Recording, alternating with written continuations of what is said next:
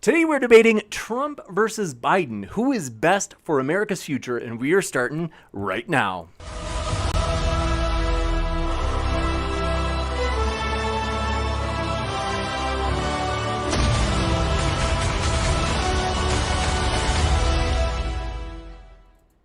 Ladies and gentlemen, thrilled to have you here for another epic debate.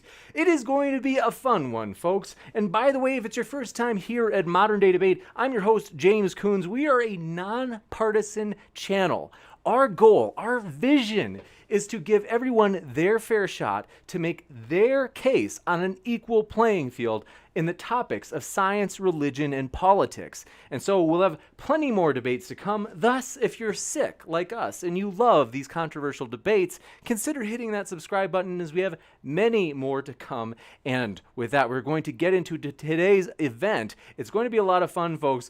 We are basically going to have a typical format where it's a couple of statements up front, then some statements later on. I will let Dwayne explain more about the format, but there's going to be a lot of open dialogue. And I want to let you know as well, all of our guests are linked in the description. So if you're listening and you're like, I like this Smokey, or I want more of Brenton, you can hear plenty more of them at their links that I have put in the description for you folks. And also, if you happen to have a question, feel free to fire it into the live chat, as I will be looking in the live chat for each and every question. If you tag me with @ModernDayDebate, makes it easier for me to get every question in that list. Also, just want to let you know, because we have had a lot of, don't get me wrong, we appreciate all the support, but we have oftentimes during our Q&A had a lot of silly super chats, and we don't want to be modern day super chats. We want more serious questions. And so if you can fit a serious question into a $2 super chat, we'll absolutely read it. I mean, it's a serious question, so for sure. If it's something silly like Dwayne Burke 2020, well, in that case, we appreciate the support and the silliness, but we're only going to read the silly super chats. We're raising the price to cut them down. So it's a $5. That's the only way we're going to read those super chats. And so we appreciate it. But like we said, we do want to have more serious questions during that time. Last, before we kick it over to Dwayne to get us started on the actual format of the debate, and for him to kick it over to the speakers, want to mention I have put a Google Doc in the description, folks. We have big plans for the future, and in that Google Doc, if you have dream debates that you would like to see with people on YouTube, people who you know regularly debate and they're known for being tough debaters, for example, you'll see Matt Dillahunty in that list. If you go to that Google Doc that's in the description right below the speaker's links right now, you can add your dream debates that you'd like to see on Modern Day Debate, as we really want your feedback and we want your hand on the wheel of the channel in terms of where it's going in the future. So with that, I'm kicking it over to Dwayne. Thanks so much, Dwayne, for helping us moderate tonight, and the floor is all yours. Yeah, thanks for that, James. I'd like to welcome the debaters, Smokey and Brenton.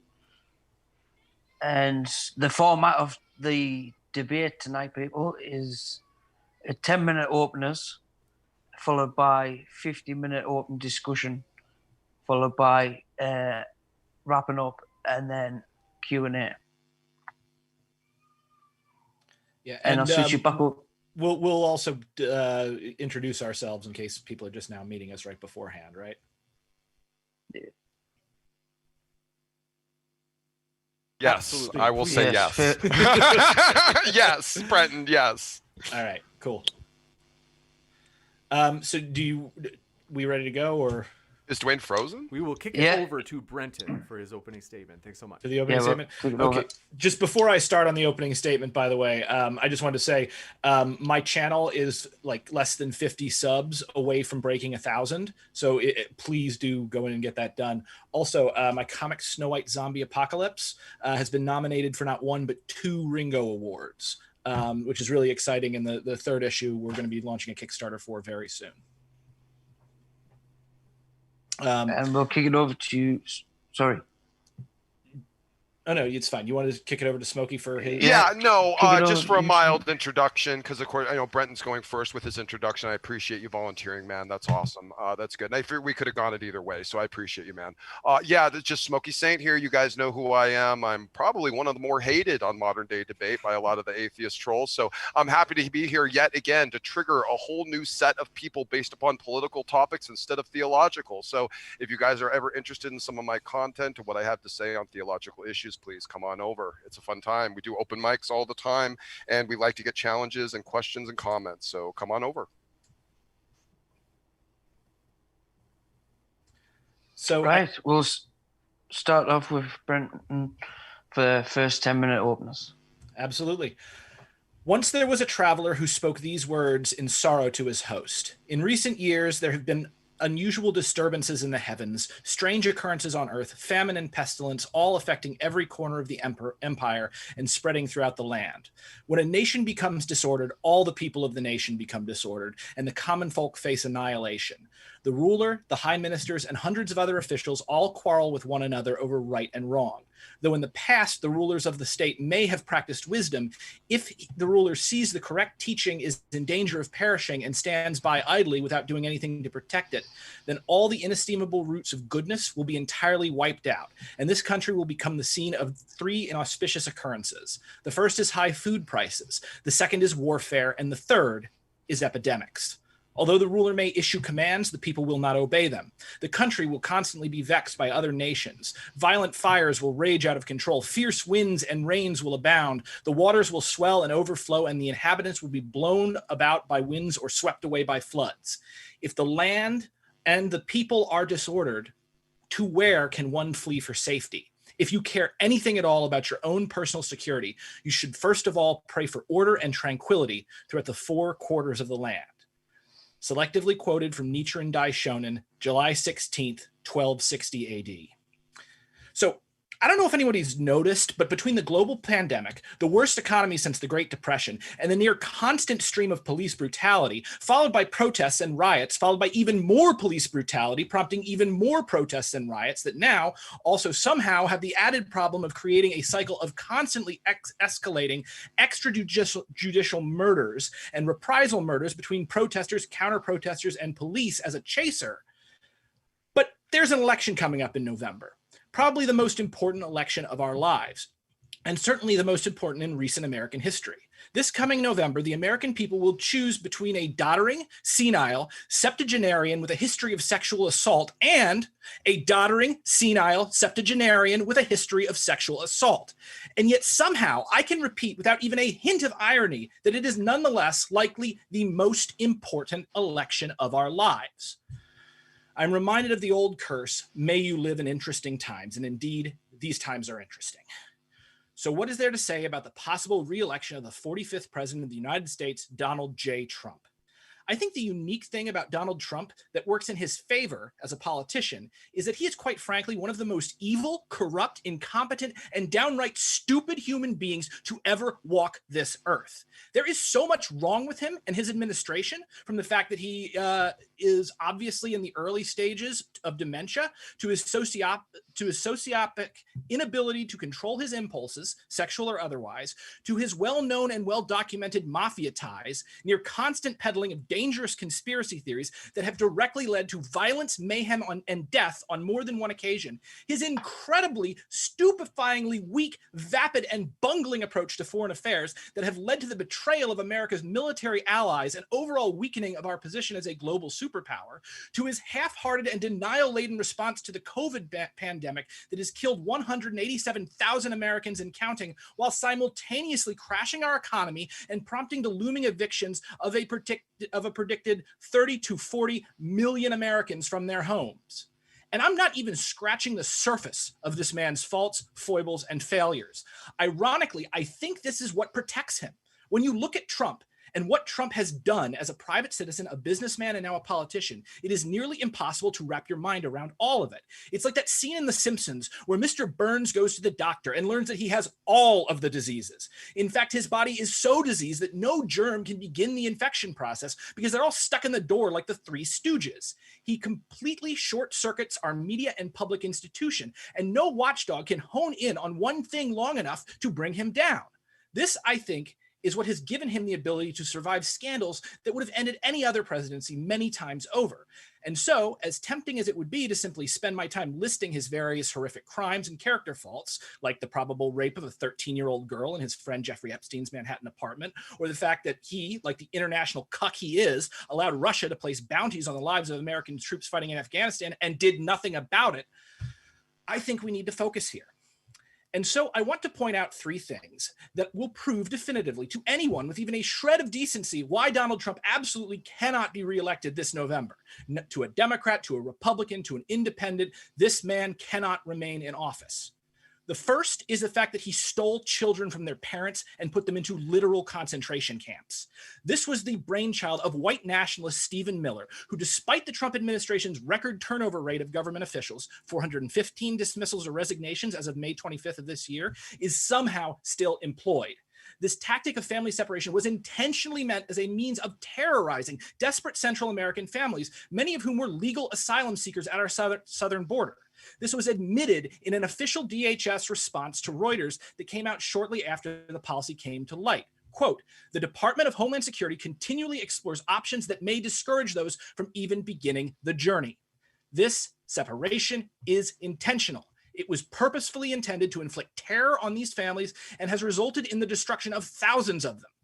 Breastfeeding children were literally stolen from their mother's arms. The trauma and social fallout from this level of evil is almost incalculable. Now, I'm the father of a toddler, and I cannot express the trauma, fear, and rage that a parent would go through from something like that, to say nothing of the fact that to separate a young child from their parents at that young of an age has been shown to cause irreparable brain damage in many cases. You have broken families and brain-damaged children who are now going to grow up, and everyone who interacts with them will have to deal with the fallout of that because of the corpulent vapidity and naked cruelty of the Trump administration. But it gets worse because of course it does. We have known for some time that Trump and his cronies specifically choose to provoke disorder in our streets. Melted fascist candle Steve Bannon, who is currently in jail for defrauding millions of idiot racists with his Build the Wall scheme, straight up admitted that his goal of announcing the Muslim ban on a weekend was a deliberate attempt, quote, so that the snowflakes would show up at the airports and riot. And in case you think that this attitude left with Bannon, Trump himself has praised chaos and conflict as one of his go-to strategies on more than one occasion. Quote, I like conflict. I like watching it. I like seeing it. I think it's the best way to go. Look out the window, turn on the news. Everyone who's mad about the continued protests, the Trump administration wants this chaos in our streets. They want looting. They want these shops destroyed and buildings burned and people killed because they think they can use it to their advantage. They want Americans at each other's throats because they think this will frighten their base into reelecting them come November. Don't fall for it. The fact is, these people constantly put their own lust for fame, money, power, and control above the lives of the rest of us. It is a deeply cynical, stupid, and dangerous strategy that already has Americans killing other Americans left and right. I was in the streets protesting under the Obama administration with Occupy Wall Street, and I can tell you from personal experience what a shit show those years were. But nobody died because those in authority were not intentionally trying to make things worse and trying to set people against each other on a massive scale. Trump cannot be reelected because if he is, he will continue this behavior, and that will lead this country straight into open civil war in the streets. We've already got car attacks, killings, and reprisal killings playing out, and things are only escalating. Finally, Trump cannot be reelected because he has proven that his presidency is above the law. The Russia investigation and the Ukrainian whistleblower both found that the Trump had objectively violated both national and international law. Unfortunately, American democracy has placed the office of the president above national and international law, with the coward Robert Mueller admitting that though he found at least 4 acts by Trump in which were elements of obstruction of justice were legally satisfied, which is attempting to fire Mueller, directing the White House counsel Don McGahn to lie and create false documents about the efforts to fire Mueller, attempting to limit the investigation to future elections, and attempting to prevent Manafort from cooperating with the government, Mueller declined to make a traditional prosecution decision about obstruction of justice because he was bound by the DOJ policy, the very wise policy, that a sitting president cannot be charged with a crime. In fact, Mueller thought it would be improper to even accuse Trump of committing a crime so as not to preempt the constitutional process for addressing presidential misconduct, meaning impeachment, a particularly gutless decision to my mind and one that he deserves to be thrown out a window for. A first floor window, but mind you, but a window nonetheless. Similarly, Trump was found to have endangered national security and the security of one of our allies, all in the name of this made-up conspiracy bullshit. And it didn't matter because Republicans control the Senate and the Democrats are cowardly, process-obsessed doofuses who don't understand power and have no idea how to deal with an opposition that does not play by the rules. Now, I've worked as a manager and as a coach and an international wilderness guide. And one of the first things I learned about leadership and consequences is that if consequences are not followed through, it's not long before those boundaries are ignored entirely. And in the hands of a sundowning, sociopathic narcissist with holes in his brain, obsessed with the appearance of strength and power, all to serve his own aggrieved need for self-aggrandizement, the amount of damage a second Trump term will do is close to incalculable. In a single phrase, this is it, folks. The point is, there is a lot that the USA has done wrong, but there is also a lot that we got right. We are the country that asked George Washington to be king, and he refused the throne. Trump and his patriots aren't making America great. They are actively destroying it. These people have thrown out the baby and are championing the bathwater, and that is a damn shame. If we intend to keep this political, social, and economic system, then we are in dire need of real people of courage and integrity to step up and make this man suffer the consequences for his actions. Thank you. Do not re-elect him. No, hand it over to you, last Smokey. statement, because that was over time. Disregard that last statement. Well, Brenton, now hand it over to Smokey for his first 10-minute openers. Beautiful. Appreciate it, brother. Thank you so much. Well, Brenton, I'll give you credit, man. You are a fellow wordsmith in some of your opening. I appreciate that. Very apocalyptic in some regards. I'll address just a couple things in the opening, but I kind of want to get to my side of the opening I had. I'm probably not going to end up using all of it. But essentially, kind of what I was seeing was lots of attacks against President Trump, not really anything about like why Biden is good or if he's a better choice or if he's a more viable choice, just seemingly a lot of a very heavy emotional angst against the current state of affairs. Now, we can have lots of discussions and debates, I don't think many of which probably boil down to this particular topic about where the blame falls based upon whether the president's, primary nationwide policies are directly in effect to domestic democratic policies where a lot of this strife and upheaval is actually occurring. It's happening in these realms, in these cities, these urban districts that are primarily run by Democrats who set the policies in those cities. And this is where we're seeing a major failure, both in the nature of the response to the COVID epidemic, as well as actually handling civil unrest. So to try and just, extrapolate that back onto Trump across the board seems to just, to me, be a little bit off-placed and a little bit reaching, but I understand. What I was hoping maybe was to see a little bit more of a promotion to the other entity, the opponent, but I saw really none of that. In fact, I saw you just so colorfully admit in your opening that they're basically essentially the same type of garbage. So, well, we can at least agree with that on halfway through. So, but I'm going to go ahead and we'll probably unpack some of your opening as we actually get into our discussion. So let me just kind of move into mine and what I had prepared. Bear with me just a moment. Boy, that was long. Okay, so I want to first go into talking a little bit about Biden. And of course, I think in order to propose a pretty balanced argument, I should both speak about the opposition and also the incumbent. And I should try to be pretty direct with my points on both and give you a good reason to disregard one and a good reasons to accept the other. So let's begin with a little bit on Biden and about how he is pretty much a crook and a danger to foreign policy. Viktor Shokin, the prosecutor general of the Ukraine, has testified under penalty of perjury that he was fired because he was getting close to his investigation of Burisma, of which Joe's son Hunter sat on the board. Burisma was long suspected as a crooked entity, and the lead prosecutor on their case was fired. And why? Because Daddy Joe threatened Ukraine to withhold aid unless they delivered the firing of the prosecutor looking into the crooked company on which his son sat on the board. We know this by Joe's own public admission, by the way. He wasn't even shy about it. Was Hunter even qualified for this position with a seven-figure salary? No. He has never sat on any energy administrative board in his life, as far as we know, taking from his own words. He was little more than oblivious, coked-out junkie pawn being used to leverage Joe's political position for financial gain and political favors. For all the falsified claims of the leftists about Trump's collusions with Russia, Joe himself actually admits publicly the quid pro quo that Trump was so viciously and unfairly accused of multiple times. There's lots of talk about Trump being favored by Russia leadership, but I hear very little about Biden being favored by China and Iran. Trump and Russia have been proven to be one of the biggest nothing burgers of all time.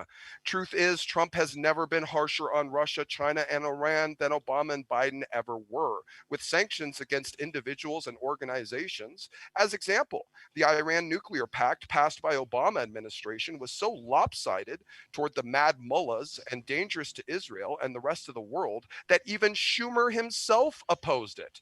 Trump kept his campaign promise to scuttle it and reimpose harsh penalties that have helped to cripple Iran's economy and their threat on the Western nations and, of course, America. Biden's actions in government and his passivity to the threat of China has helped them attain their goal of being a top economic power. Biden endorsed nearly every trade deal with China, no matter the damage to the American infrastructure or the hollowing out of American manufacturing that Trump has been fighting to help strengthen again. Trump also applied sanctions to Chinese leaders for abusing human rights, arresting alleged spies, and ending special privileges for Hong Kong, something Biden never cared about nor pushed for. Unlike Trump, the Obama administration was ridiculously passive to China's military posturing in the region. The hypocrisy of assuming Trump as a Russian agent with no evidence, while the evidence overflows against the Biden foreign collusion, is just staggering. Big surprise, Joe's junkie son Hunter was also involved in several shady deals as a board member of the Beijing-based BHR Partners investment firm. Knowing how useless Hunter actually is, it is hard to imagine he had this position for any other reason than his father's political influence. Now, to carry on the next point, Biden is clearly a mentally unstable man bordering on pure senility.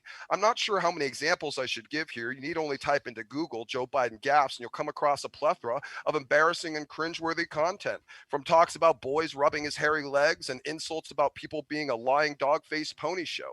He seems he can't show up to anything without putting his foot in his mouth.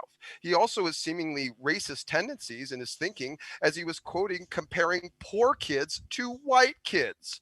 Additionally, in his attempt to prop up Obama, he quoted as saying the following, and I quote, I mean, you got the first mainstream African American who is articulate and bright and nice looking guy. I mean, that's a storybook, man. Yes, Biden said that. Even Obama himself seemed to have had little faith in Biden. He withheld the support from Biden until nearly the last minute after he had already been selected in the primaries. You would think that Obama would have spoke up during the primaries if he thought his old running mate was really worth it. Makes you wonder why any member of the common public should have any faith in him either. His scandals are more publicly known than any of his supposed political policy achievements. The man is truly a disaster waiting to happen in the presidency. And with that said, I'd like to move in and talk a little bit about Trump. And unlike my opponent, I'm not just going to attack the incumbent and basically pose, the lesser of evils. I'm actually going to give you some things to work with here that are positives of why Trump is legitimately good for the country.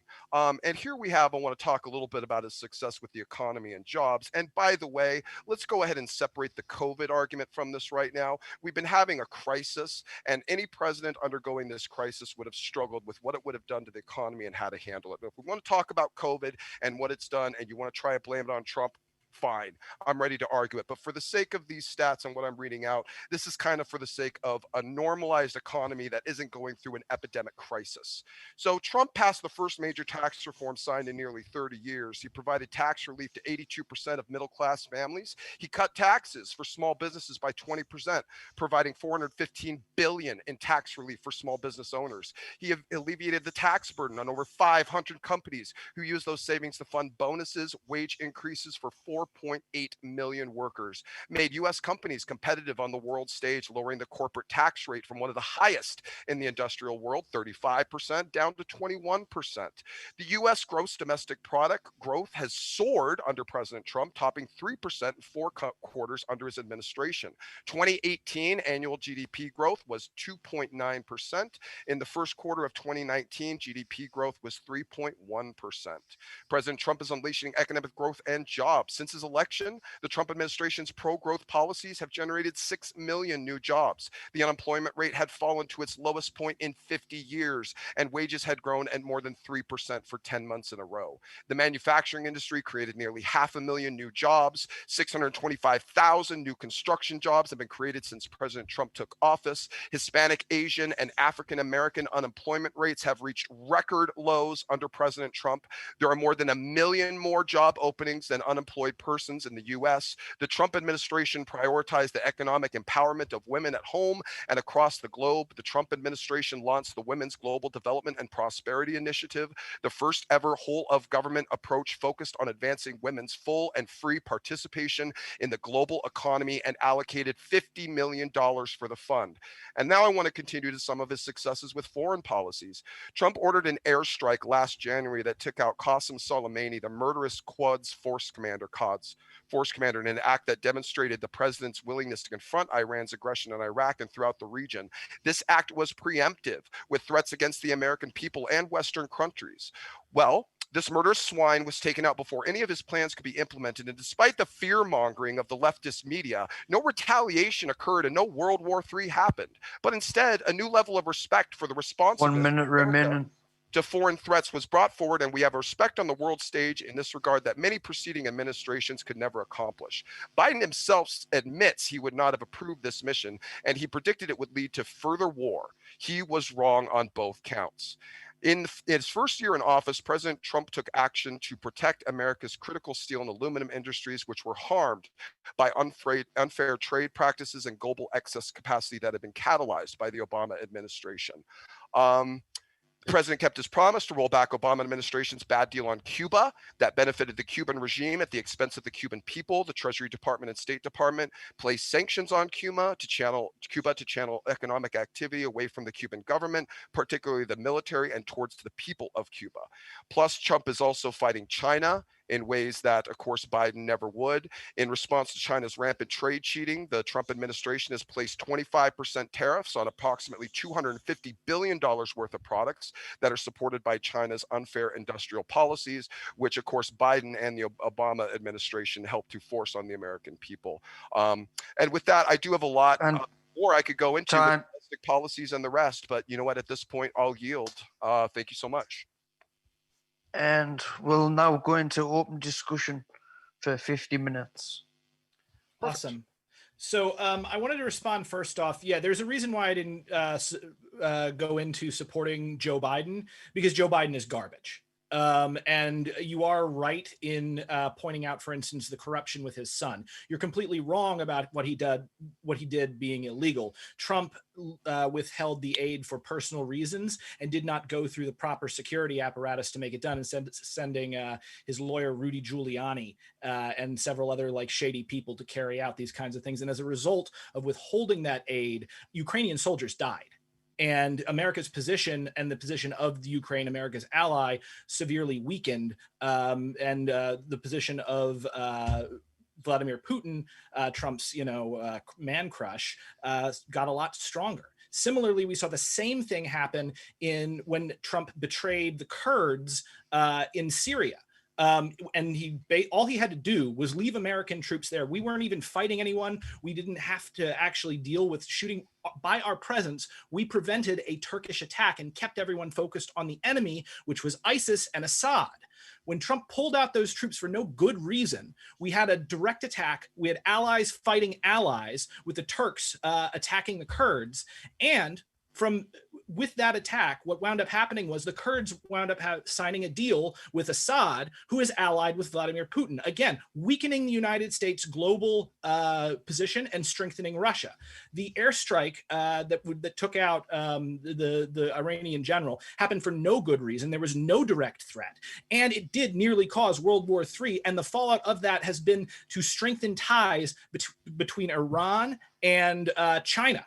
So again, what's happening here is that if you are for the United States as a global player, you do not want Donald Trump running things, because he's incompetent. He says he's going to end the wars in Afghanistan. We're still in Afghanistan. We're still in Iraq, despite everything that he said. And when he tries to do anything, I'm glad that this failed because it was a criminal enterprise.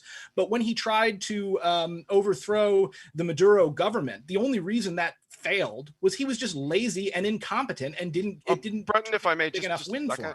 Just a second, there's kind of a lot being thrown out there. Just real quick, like you had said that it was an issue that Trump had pulled out our troops between the Kurds and the Turks. He pulled them back. He hadn't pulled them out. Okay, right. Thank you for that.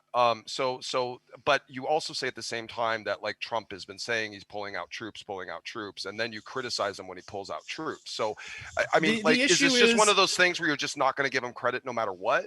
No. The thing is that I would have praised him if he'd pulled us out of Afghanistan, because Afghanistan is where empires go to die. No one can hold Afghanistan. Destroyed the British East India Company. It destroyed the USSR, and it's destroying us because you can't control mountain folk. The point was with regard to. Well, do you think that's what we're trying to do, is control them? Yeah, absolutely. This is the American empire. Part of it is we have these perpetual wars where we want to win and wave our dick around in the world, but also there's some. Well, you say that, but these countries aren't any threat at all to world security. That there's no real reason to be over there other than financial gain. Is that really the position you're taking? Yes. That's absolutely the position I'm taking. Really? Yeah. There's all the atrocities and Trump's attempts to actually change policy in these regions to promote personal liberties. That's somehow just a way to get money. He's not promoting personal liberties in the same way that we did. Well, he is. He's constantly going to these countries and promoting. He even did it recently for the Nigerian president against the persecution that's going on. Okay. Well, now we're pivoting to Nigeria. Now, I'm just saying. Mm-hmm. I mean, he's going all over the world, and he's trying, including the Middle East. And I was going to get to that. He also went to the Middle East and was preaching against the onslaught of Christians and. Well, I mean,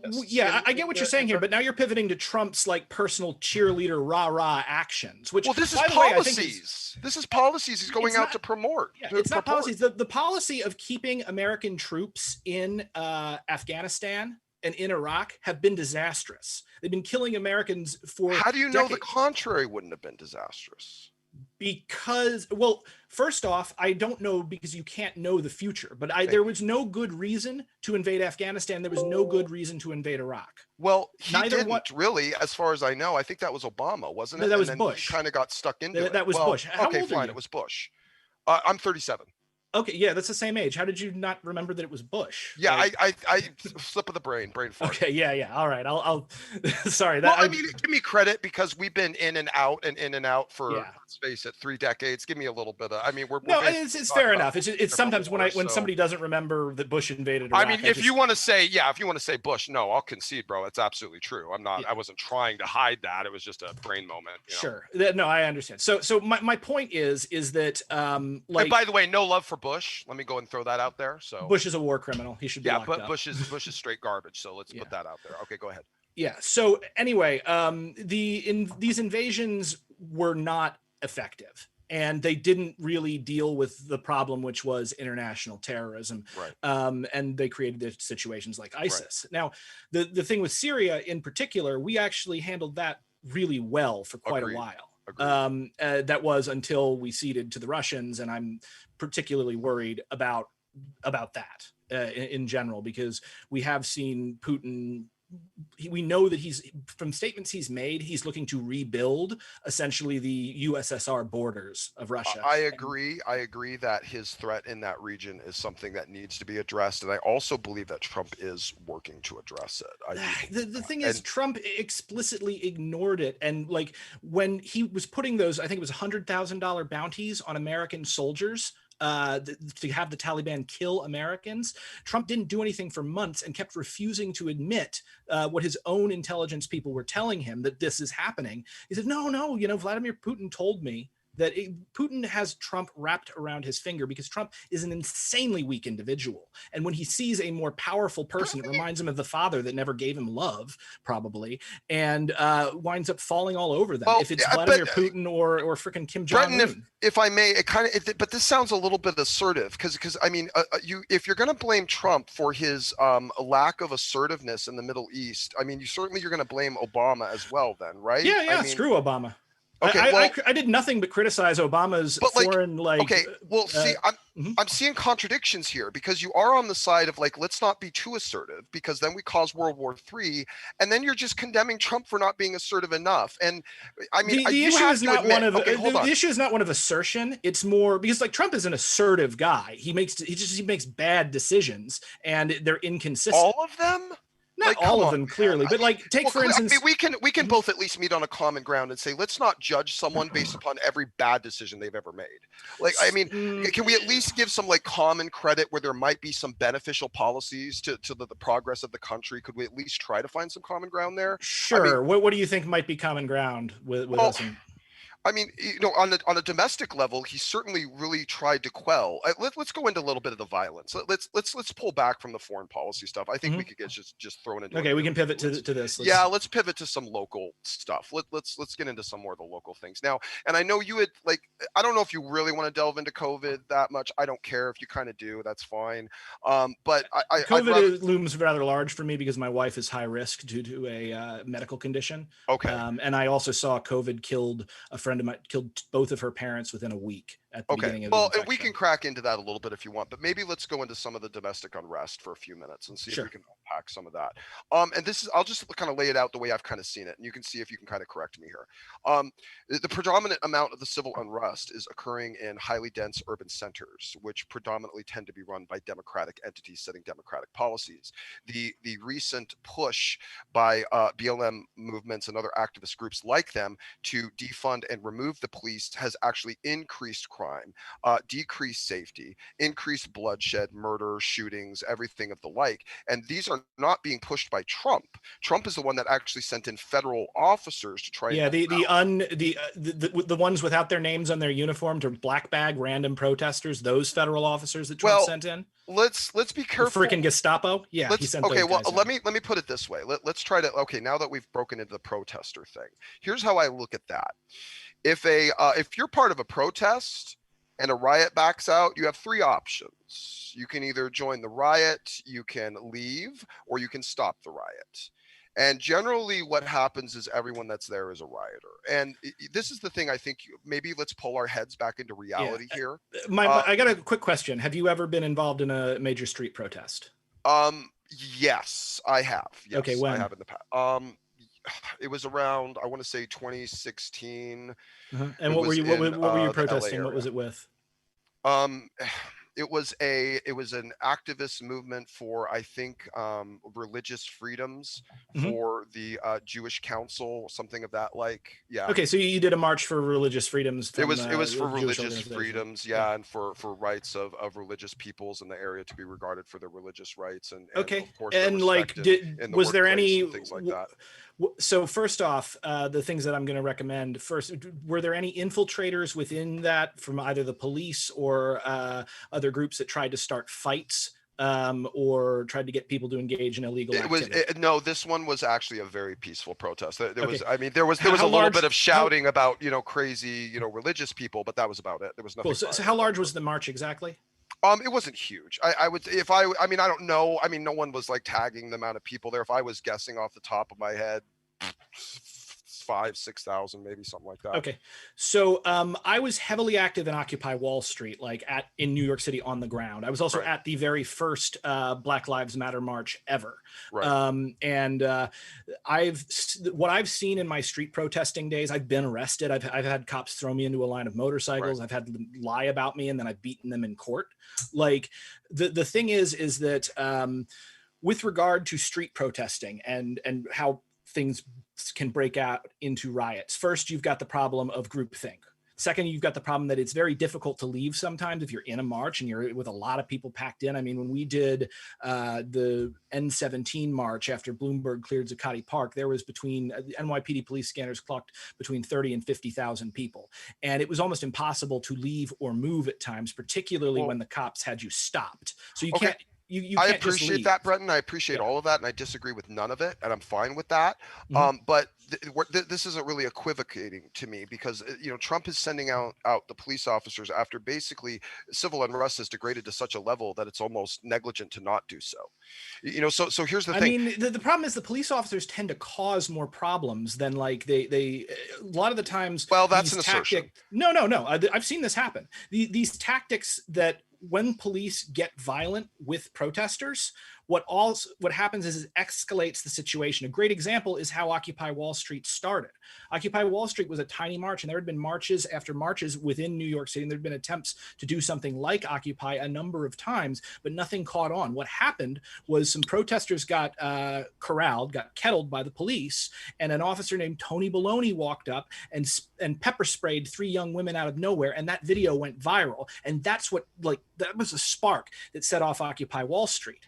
Now, during that time with Occupy, while I was involved with this, like you had crazy people. You had people from conservative groups explicitly trying to go in there, start violence, hurt people. And you had police infiltrators who did the same thing and got caught. One of them who pretended to be a protester and was constantly trying to get people to engage in illegal activity and property destruction was later outed while he was infiltrating a biker gang. And in a rage, this guy attacked a family on the West Side Highway. So these people, like be they cops or infiltrators, like they will spark this stuff. Right. And I they'll agree. spark it for their own reasons. In terms of the broader context, if we're able to just maybe for some in the audience who are wondering how this ties in with the Trump versus Biden.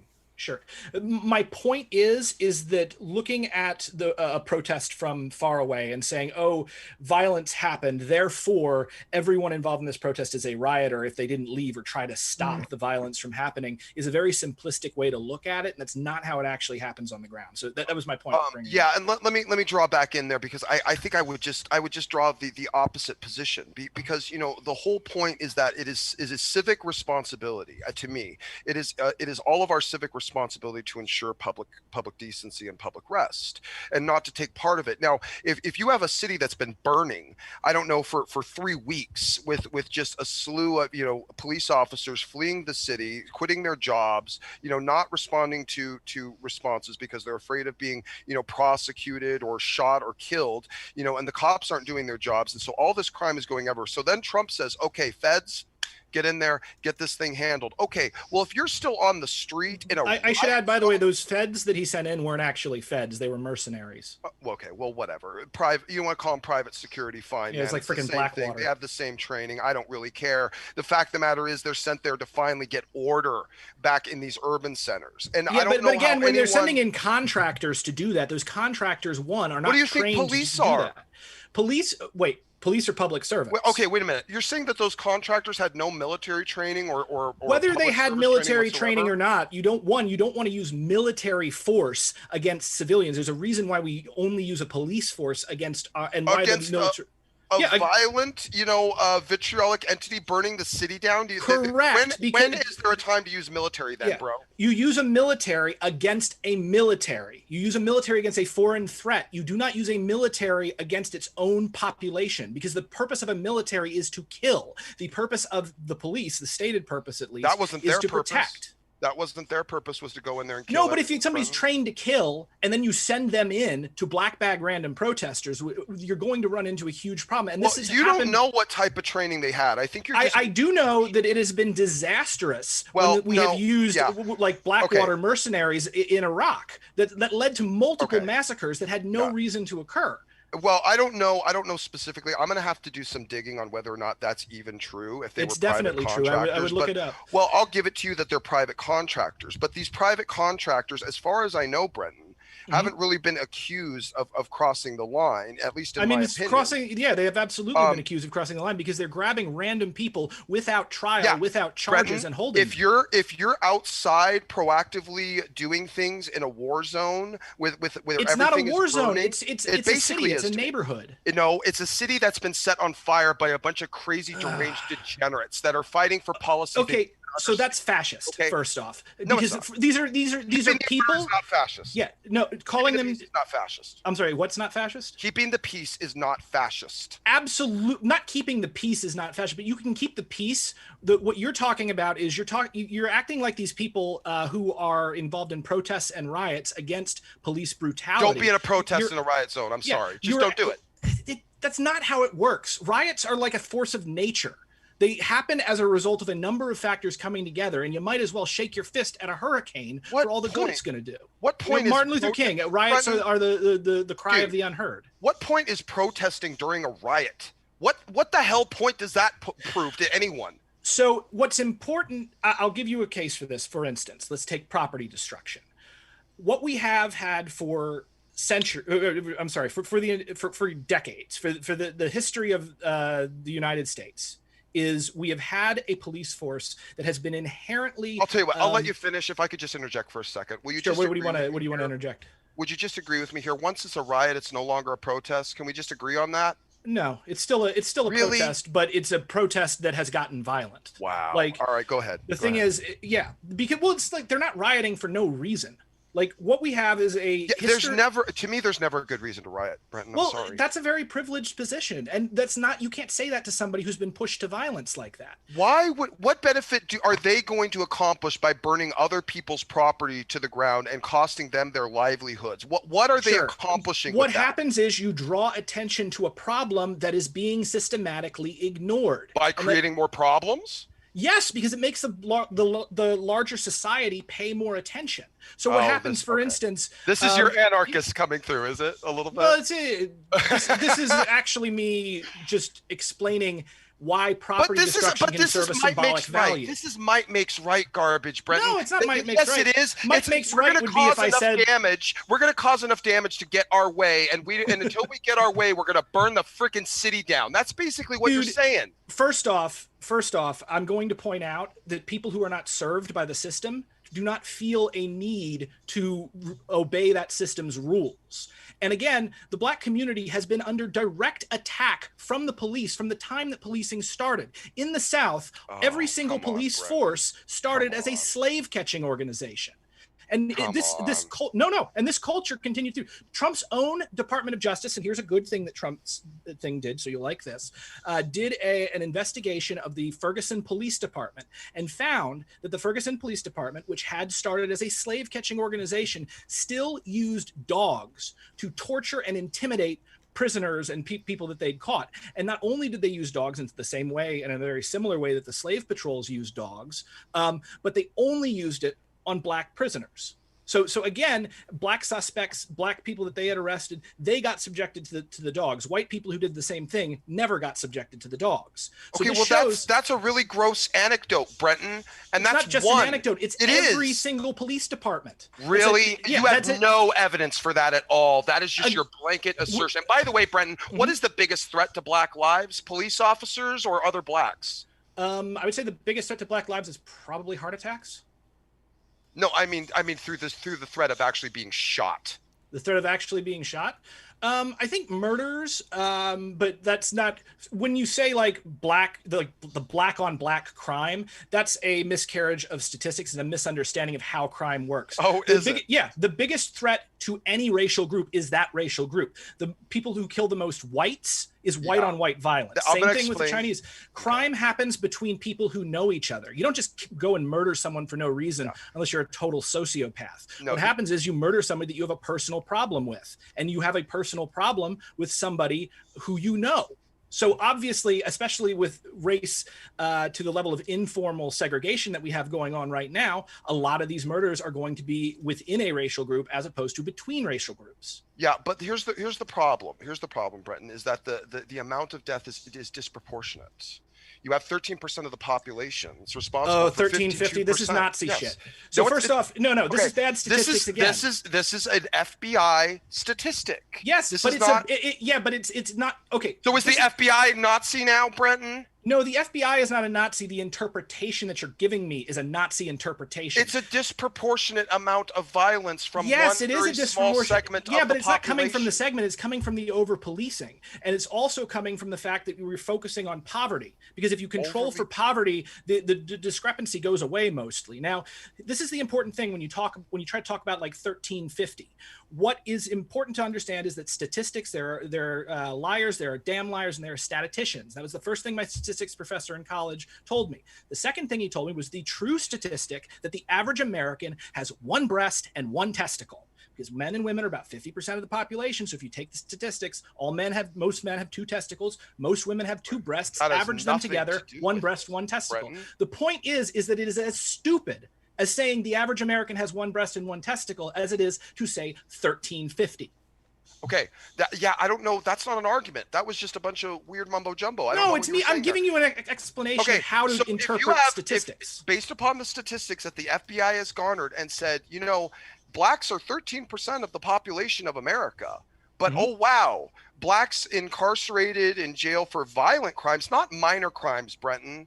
Yeah, violent crimes. You know what? They're not just jailed for violent crimes. But they're also seven times more likely to be exonerated of violent crimes. That statistic though of the convicted crimes is what is applying to violent crimes, not like drug misdemeanors or the like that you might try to conflate. Yes, but again, they are also 7 times more likely to be exonerated.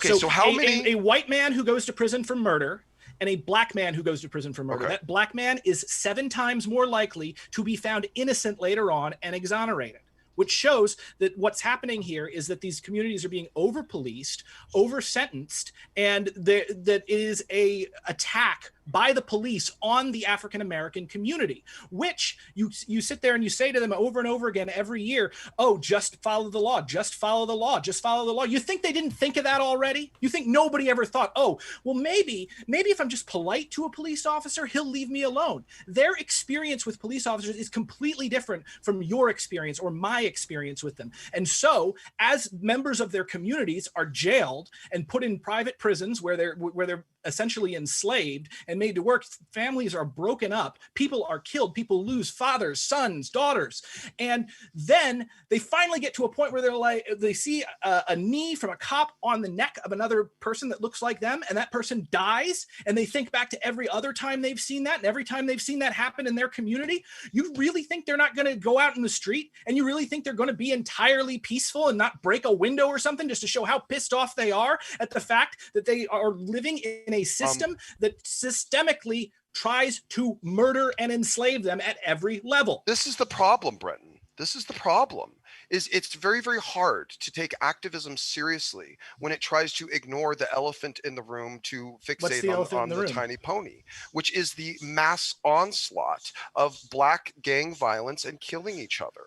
So if you're gonna sit and say, I didn't ignore it. I told you that again. I hate to interrupt you both, but just because if you can tie it back to the main topic, I'd be okay with continuing. But let me just go ahead and make I'm not done.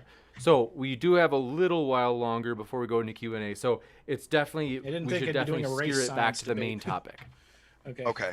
I'll just summate. you know, I think that Trump's response was appropriate considering what the Democrats had done to basically create all the civil unrest and all the urban centers. And he's been doing the best he can with the ability that he can with the position that he has. And at a certain point, there are checks and balances for state and local authorities, which he has tried very, very hard to not go against. And in the instance we're basically sending in federal agents to get control of the instances, it's because the Democrats had failed so disastrously to do it themselves. Let's say you're right about that.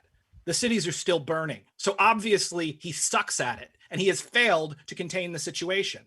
And frankly, the buck stops at the presidency. I'll agree with you that not enough has been done. Sure. Yeah. Well, again, this is not a problem that you can police to end. Like the problem is over policing. So it's like sitting there and saying like, oh, my house is on fire. I know what will solve this house on fire problem. More fire. And you toss a bunch of gasoline on it. But you saying it's over policing just sounds like a assertion. Like I'm not saying there's plenty of statistical proof that in fact it is over policing. But again, we can get into that. But again, that's let me ask you something. Statistically, is it true where there's more police in an area, there's less crime? No. And where there's more police in an area, there's more crime.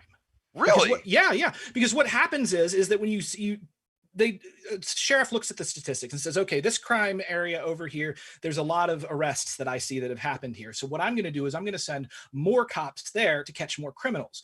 The extra cops get sent in, and what they do is they wind up catching more crime that either would have gone unnoticed, especially if you do something like broken windows. Let's just stop for a second. And then they keep sending more and more and more people. This is not a problem that force can solve. All right. So what I'm hearing, Brenton, and this is a little weird to me. What is the magic number of police? Because I think you'd agree no police is bad and too much police is bad. So help me here. This is the fallacy. Tell me the magic number of police. So this is the fallacy of the beard. The idea that, okay, if I shave my beard, every day my hair will grow just an inch or so, or not an inch or a centimeter. And at what point does it become a beard?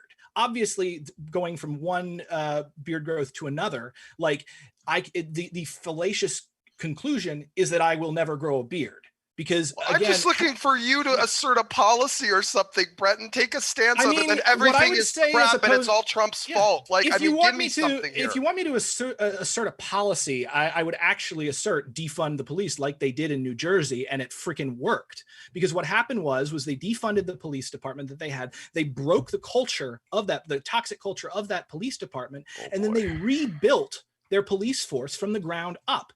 And so they didn't defund it; they dismantled it and reassembled it. Yeah, by defunding it. Okay, well, if you want to take it around that way, fine. That's this is what defund the police is. Well, no, Brenton. In the other places, they're just defunding and not doing anything. I mean, defunding. Like they've defunded to a point where the police have stopped even responding to a lot of these calls. People are being murdered. So that's not actually true because the defunding hasn't gone into effect yet. So I hear this a lot from the right. Defunding went into effect in Minneapolis. In Minneapolis, they passed the measure, but the budget doesn't get cut until next year. Well, a whole bunch of cops fled. I would figure I would flee in that situation too. Would you agree that Minneapolis is horribly under-policed right now? I would say, considering how awful things were under their police, it's good that it's under-policed right now. So you're saying it's better now? Yes. I'm saying it is better now. With the increase of shootings and deaths, like 140%, really? Yes, because again, those killings were already happening, but they were happening legally from the police. No, not even close. Not even close, dude. Now what you have is innocent lives being slaughtered by each other instead of police trying to stop. Wait, hang on. Do you think humans are just hang on. Do you think humans are just like chaos goblins? And if we don't have the police, we're just going to start killing? And some of them are. Yeah, some of them absolutely. Are. Yeah, maybe at most 1% of the population. I think a lot of them in the urban centers are too, because that's what shows. That's what they do. Yeah, that's because you're racist. Well, no, it's just what I see. It's the statistics. It's all the murders and deaths because you have racist neo-Nazi ideas in your head that are driving you to think that way. That's not even fair, Brenton. You were paid $13.50. Go online. That is a statistic from the FBI that you are just denying for the sake of your own It is a Nazi meme. Go to the Anti-Defamation League. They will list $13.50. FBI is Nazi, according to Brenton, ladies and gentlemen. Yeah. Okay. Yeah, this is completely off topic. Can we? Yeah, I mean, I don't know, Brenton. I think I redirected last time. Let's maybe let you redirect. Go Okay, ahead. Sure. what we'll do is we'll give you guys several minutes to tie together the strings of the debate. Yeah. Oh, okay. All right. Wrap up. Oh, wait, wrap up time. So Yeah, were wrap you gonna up. So you go. Okay, so me? Okay, all right.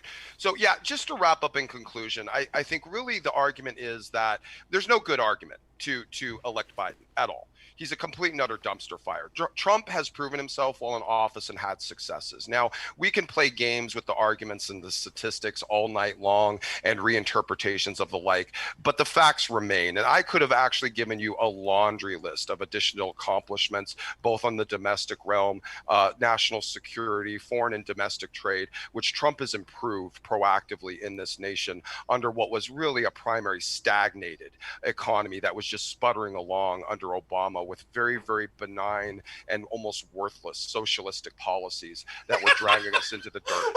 So, and now that we've progressed past that into prioritizing the virtues of capitalistic growth and, of course, the prioritization of individual rights, freedom of speech, and social securities, I think that we are on the path to a beneficial recovery to our country and our economy. And I thank God that President Trump is in office, and I pray to God that he will be there again for another 4 years. And with that, I'll yield.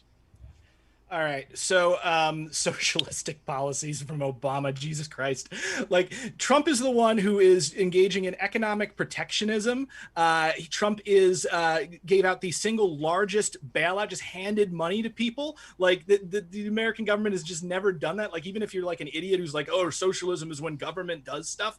The United States has never been more socialist than it was under Donald Trump at this point. But the point being here is that, as I asserted, again, Donald Trump, likely pedophile rapist.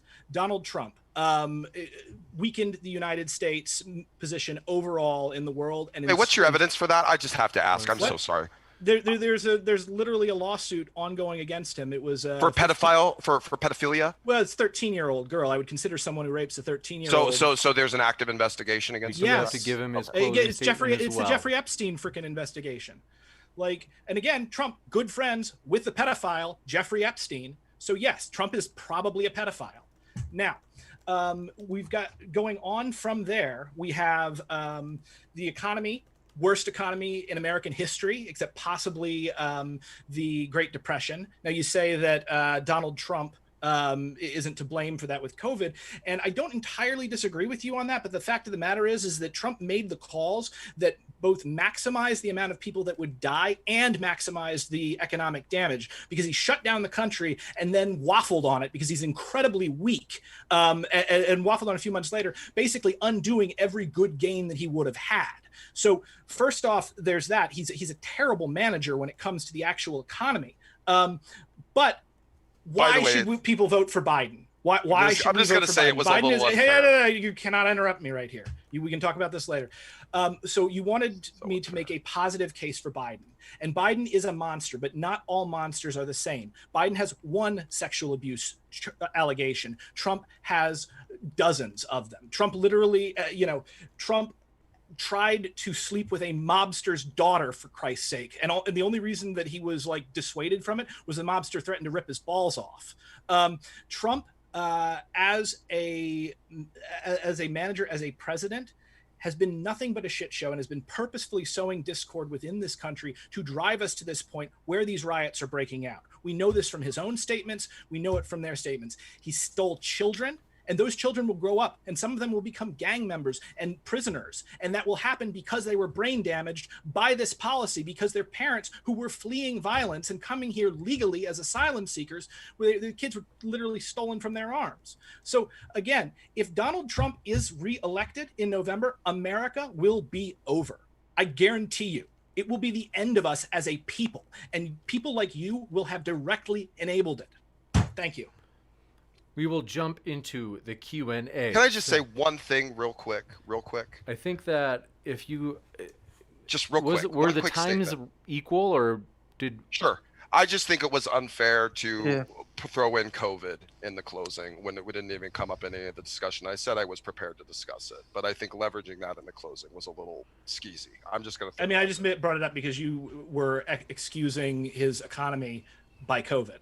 Right, You okay. specifically But I cited was his ready to economy as an discuss it. accomplishment. I was ready to discuss it. I think just kind of throwing it in there as a leverage position was a little. I needed to address your argument about the economy, All right. but let's go on to what we've Okay, got. let's go What on. I'm going to do. I do is- apologize you not getting a chance to talk about it. That does suck.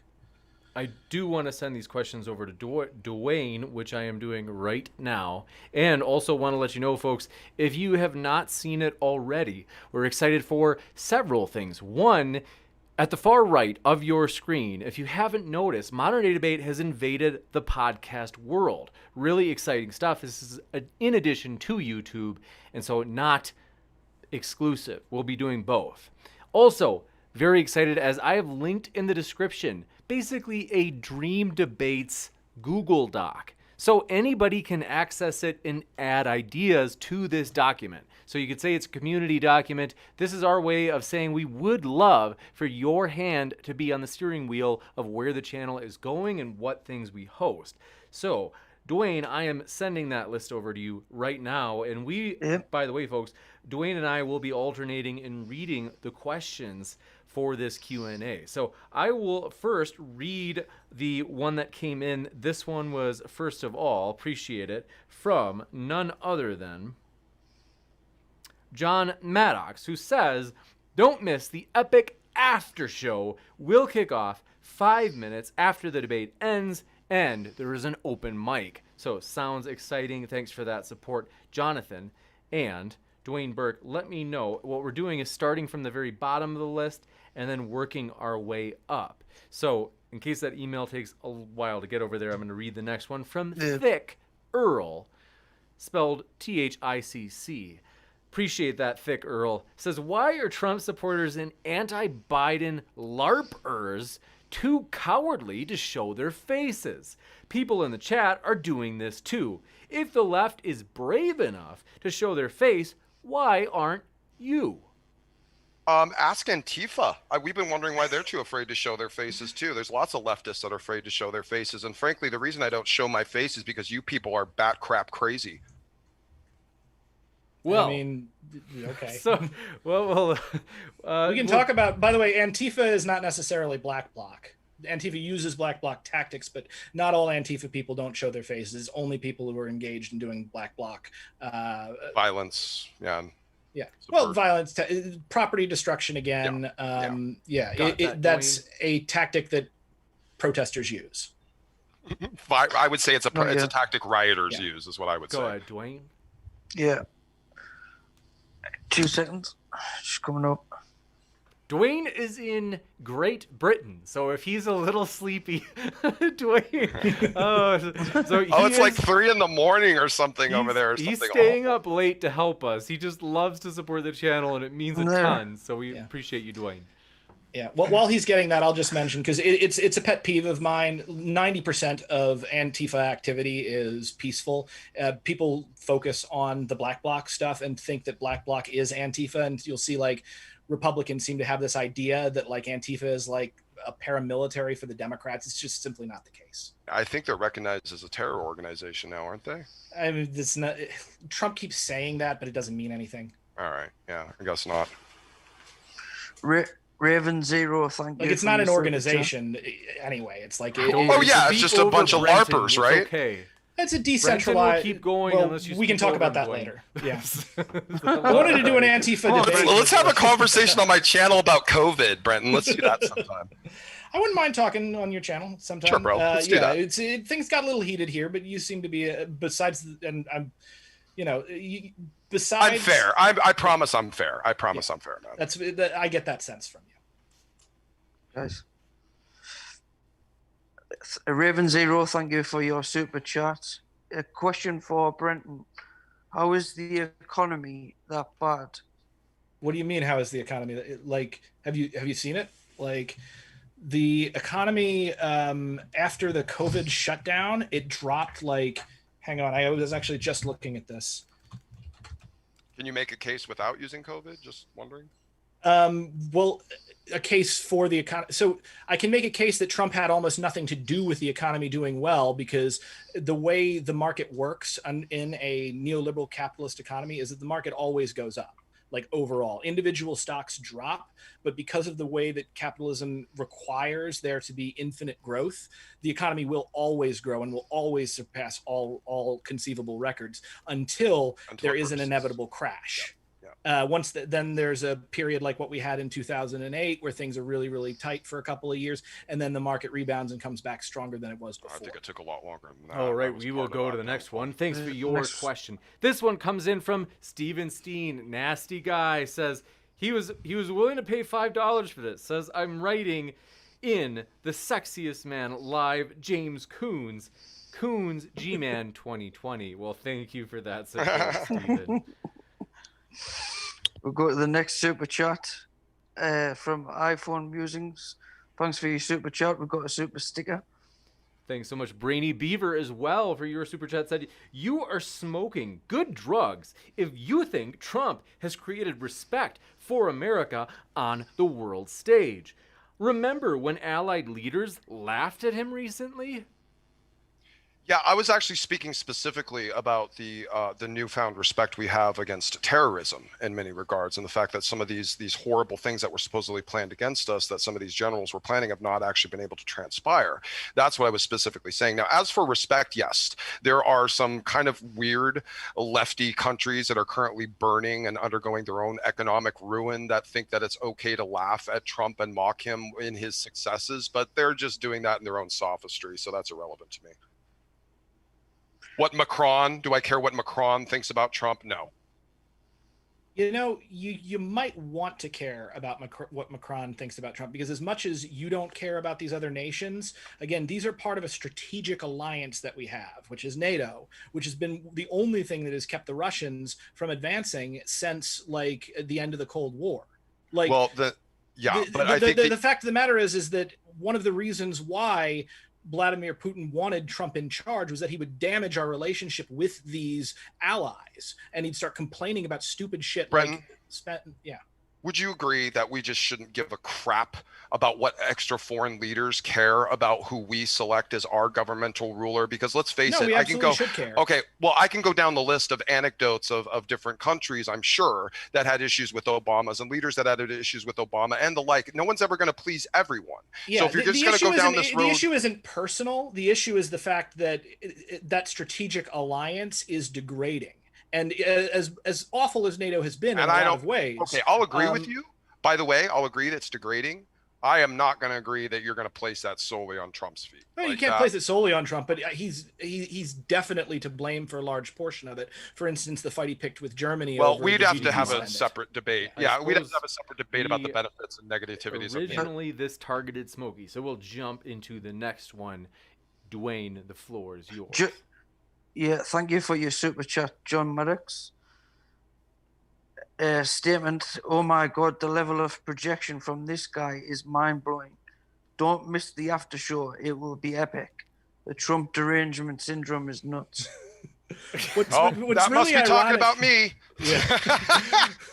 What's really ironic is that, like, one of the things that I actually took that Adorno fascist test, and I scored exceptionally low in projectivity. So, like, objectively, I don't project. Now, what's interesting though is I scored a little too higher on the cynicism and destructivism end. I was like, oh, I learned something about that about myself. You freaking anarchist! Yeah, I knew it. Yeah. Next. I appreciate. I'm dramatic. Thanks so much for your question. Jim Benton asks, Brent, what is the purpose of the National Guard and who has the authority to use them and for what? Heads up, maintaining domestic public order is part of their responsibility. Thanks, James, for the debate. And I pass that thank you on to Smokey and Brenton. You guys really appreciate you being here. By the way, folks, they're linked in the description below. So go ahead, Brenton.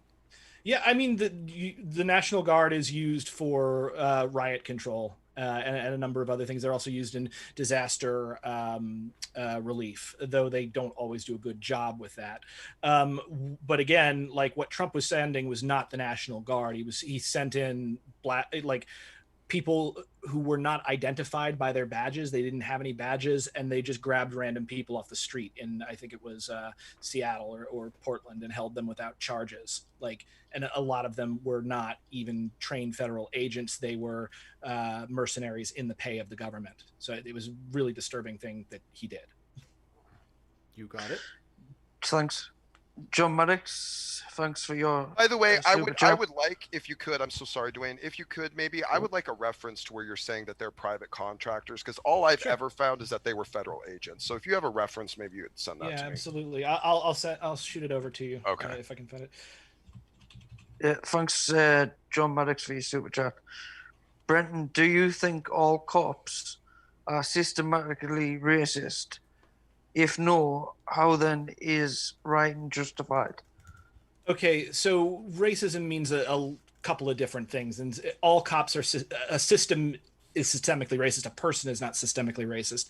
All cops are not racist. I find cops break down into usually thirds. Like 1/3 of them just want to get through the day.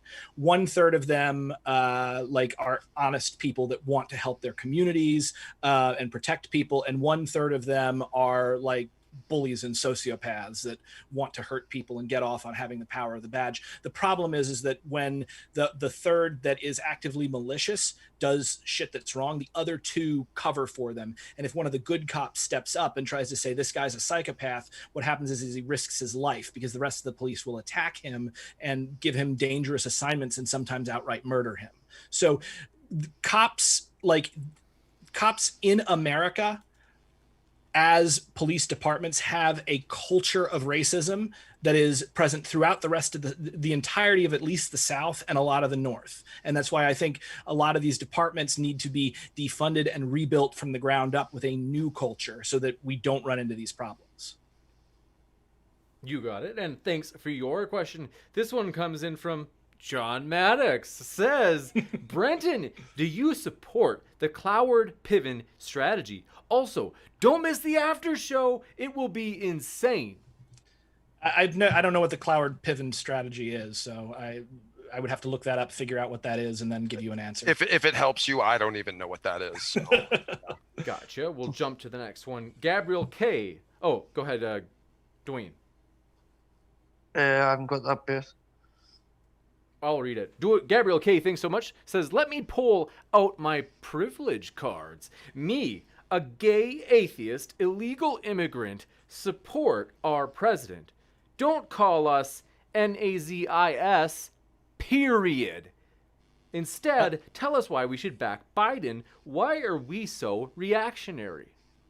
Okay, so that started out as a really stupid thing to say, and then actually turned into a really good discussion. I don't give a crap what your identity is. I don't buy liberal identity politics, and it doesn't make it. If you actually have some minority status but are still a reactionary, that happens. Like, sorry, but why are you so reactionary? Because of the contradictions within the liberal capitalist system. The fact is that the economy has to grow every year. The way that the economy grows is by pulling more and more money out of wages that people have. Like, the easiest way to turn a high profit in a short period of time is to cut wages and cut benefits and outsource. What happens is that a lot of people get left behind by this. But because the United States left was completely and utterly dismantled during the McCarthyist period, because we were afraid of the Russians and we were afraid of communist spies coming in, you grew up never hearing the actual problems, never hearing the actual truth. So then what happened would be, some fascists and reactionaries came in and gave you a little bit of the truth to elucidate the problems, but then blamed it on the Jews rather than like the actual issue, which again is global capitalism and the fact that it is a garbage system that is currently imploding. You bet. Dwayne. Doesn't come through. Oh, that's right. Hold on. I'm so sorry, buddy. I'm like behind on sending them. Okay, so what I'm going to do is I will send the ones that have come in. In the meantime, I will read the next most recent one. Jim Benton, thanks for your question, says Trump wanted our allies to contribute more to defense. I would expect a socialist to appreciate contributing your fair share to the common good. The issue is not the fair share. It wasn't like everybody had this like pot that they were pouring money into. What happened was that NATO had a list of like goals for them to hit, and these particular countries were, as a goal, supposed to invest a certain amount of their GDP within the military. Now, if they don't hit that goal, that's not necessarily a problem, and it doesn't cost the United States any money. It doesn't hurt us. And especially since it was happening during peacetime, I think it's all right to come in a little lower than what you have. I think we should probably spend a little less on our military in the United States as well. I think we spend way too much on it. But the issue was it was a non-problem that Trump turned into a major problem that then degraded our soft and hard power over the world and damaged our relationship with our allies. Gotcha. Just follow on with the next one, James. Did you get the last one from Jim Benton? Because he sent 2, so I sent you the second one.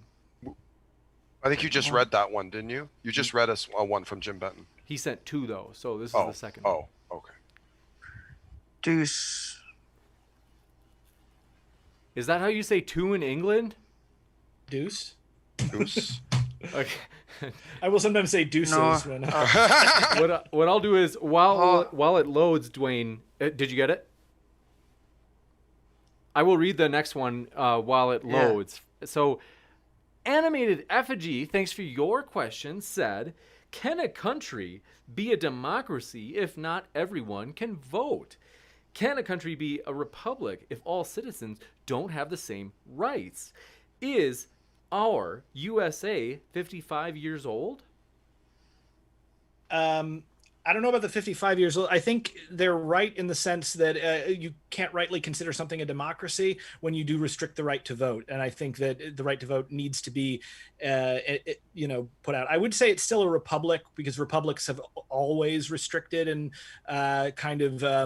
tried to maintain minority control over the political levers of power. And even in America, they tried to do that because the founding fathers were out of touch aristocrats that feared the common man actually having liberty. And you can see this in their writings, in a lot of them, except for Thomas Paine, who was the best of them.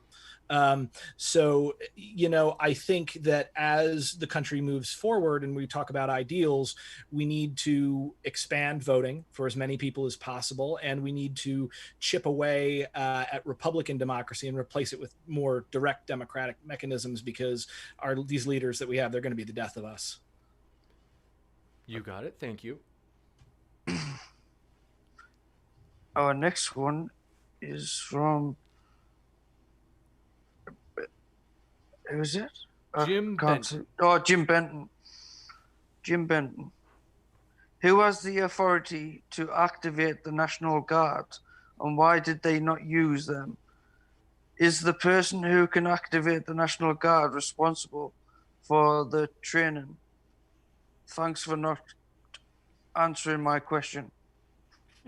I mean, what I would say about the National Guard is I'm not sure exactly like the command structure of who can activate it and when, but I can say that it's not always a good idea to activate the National Guard because a lot of the time they can make things worse. And also they're not even really all that well trained oftentimes. A good example was in New York during Hurricane Sandy, like the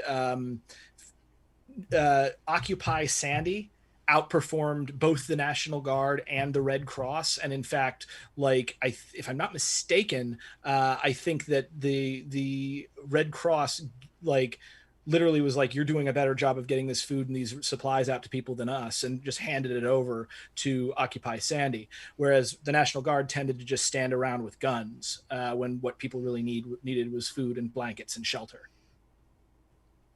Gotcha. Can I ask you, Brenton, just real quick? May I? I'm so sorry. Would you consider the National Guard military?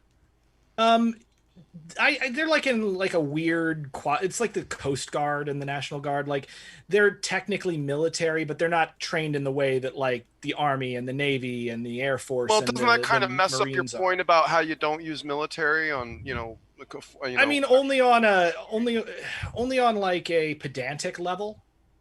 because we consider them part of the armed forces, but they're obviously very, very different and trained differently than our military. Like it literally forbids the use of American military against American citizens, like in the Constitution. Like that's the founding fathers knew like just how bad that would be and what a shit show it would be if you tried to put the army in control of a city. Gotcha. We will jump into the next one. Thanks so much for this question from American Madhouse. Says, question for both. If you could pick someone besides one of these two people to be POTUS, who would it be? Ooh, wow, that's a good question. Jesus Christ. Thank you, Smokey. Oh, I thought something was coming after that. You're saying Jesus of Nazareth. No, it was, yes, I was actually saying Jesus Christ himself. I was not making a vulgar expression. Yes, I was saying actually Jesus Christ. Yes. Okay. Yeah, I don't know how good he would be at actually managing a modern nation, but points on that one. As for who I would... I threw you off on that, didn't I? Yeah, you did. I was like, what's he going to say? Who I would put in charge of this? No one. Absolutely no one. I would actually, if I had my druthers, I would remove the office of the president and we would no longer have a president. We might still have an executive branch because I do actually like the separation of powers, but I would prefer to see a parliamentary system that did not have a prime minister if we are still doing like the liberal democracy. I think, the nation likes to go and elect a special guy every 4 years. We seem to really enjoy that for some reason. So we could still do that and have it be a ceremonial position like the Queen of England or something. But I think that there is way too much power within the executive office, and power corrupts. Absolute power corrupts absolutely. So I think the best thing to do is to destroy the office of the president and never elect another one again. Gotcha. I think, let's see. But if I had to put a person in, Siddhartha Gautama.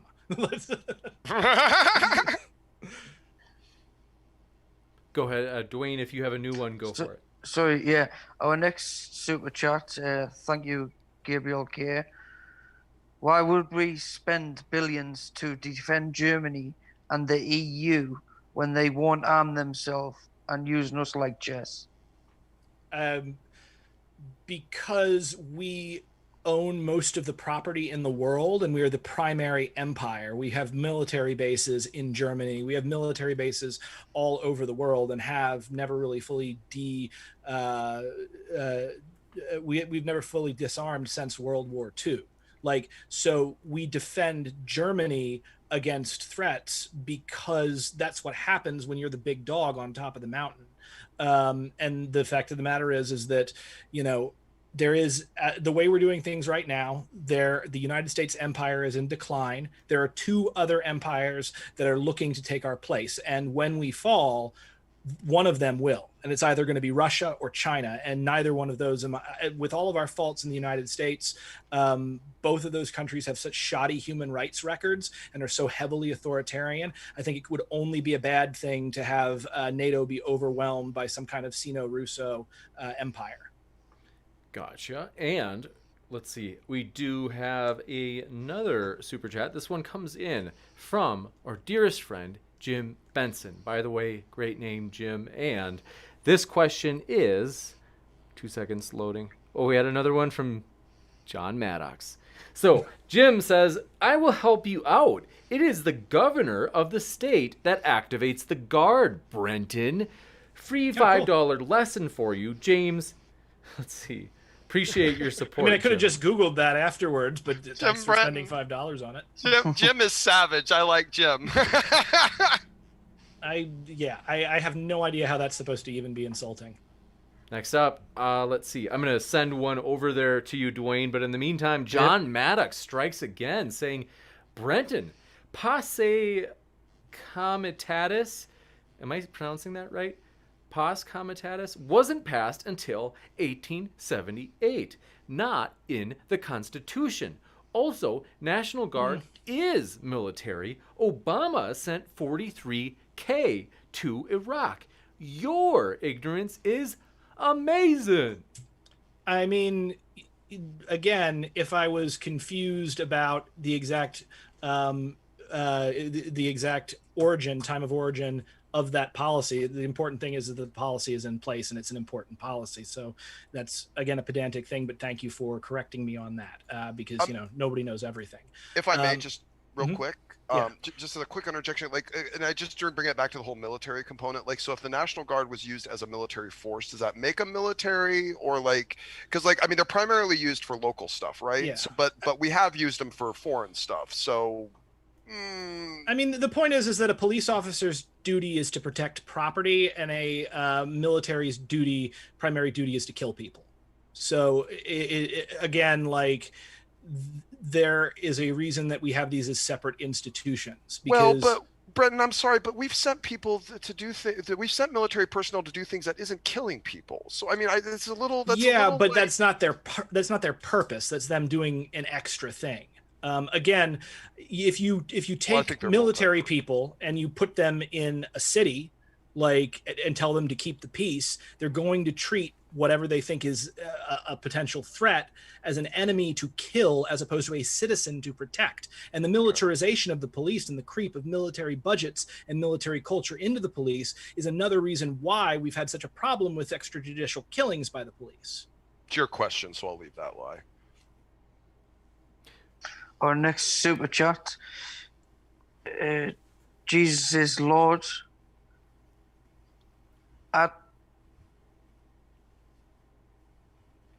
At modern day debate, question is for Smokey. You won the debate, that's why liberals are afraid to ask you questions. Will you vote for Baron Trump? I'm not a liberal. In fact, I would say Smokey is more of a liberal than I am. We might have to get Jill on here for a good old Trump versus Biden debate, by the way. But go ahead. That would be awesome. Jill would be, that would be awesome. Sorry, that question. Go ahead, Dwayne. That question was for Smokey. Oh, no, it's fine. Wait, what was the question? I'm so sorry. It was more of a comment, I think. No, there's another. Kelly Miller. There's another one. Kelly Miller.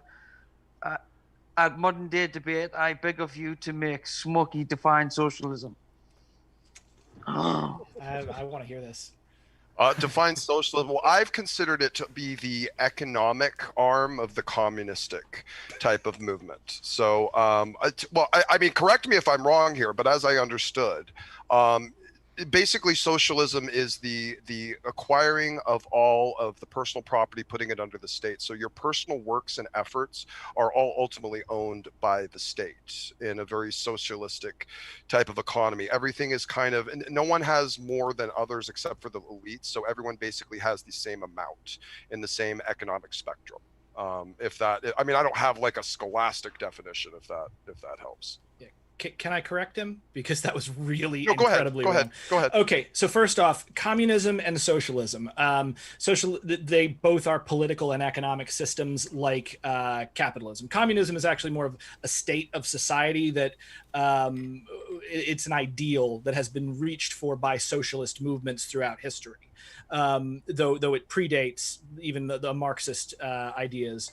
What you described is kind of the baby's first version of the Soviet system, which was socialist for a very short period of time and then devolved into what's called state capitalism, which is what you described, where the state is the primary property owner within the society. Socialism, the definition of socialism that I use is worker ownership of the means of production, which means socialists and socialist movements work to make sure that the people who work a job own the company that they work for collectively. It has both state versions and non-state versions. So a statist socialist might say what we need to do to get workers to own the means of production is to elect people to pass laws that say the workers now own the means of production. Right. Whereas an anarchist like myself from the libertarian socialist tradition says, no, what we need to do is eliminate the state entirely. And once the state is gone, it will no longer be able to protect the capitalist claim over property that they themselves do not possess or use, but own by right of the state granting them that right. So if you get rid of the state, what then happens is that the property naturally falls directly into the hands of those who are in control of it and use it every day, which is to say the worker. So you eliminate the military and the police entirely. You replace them with nothing. Jeff Bezos goes to Amazon and says, give me all the money that you owe me, that you've made for me. And Amazon says, yeah, Jeff, I think we gave you like way too much money and you're not really doing much. So we're going to keep it. And fuck off, and you can't do anything about it. I'm not sure. I'm not sure where any of that was saying I was wrong, though, Brenton. Because, like, I mean, really, I pointed the picture of it being the socialistic component of what could be a communistic movement, and you just want to say, no, well, because there are socialists who are not communists. Let me finish. I do want to. I do want to move to the next question just because we don't want to get bogged down because we do have several others. But well, I don't see where that was actually correcting me at all. But okay, whatever. So communism is a we'll move to the next one. Classless, moneyless society. Yeah. 344. Thanks for your question. Said, this is for Brenton. Throwing someone out of a window is called defenestration. You're an author. Words are your job. Words are my job, and that's a really great word. But sometimes I try not to be overly verbose when I discuss things because it can come across as arrogant.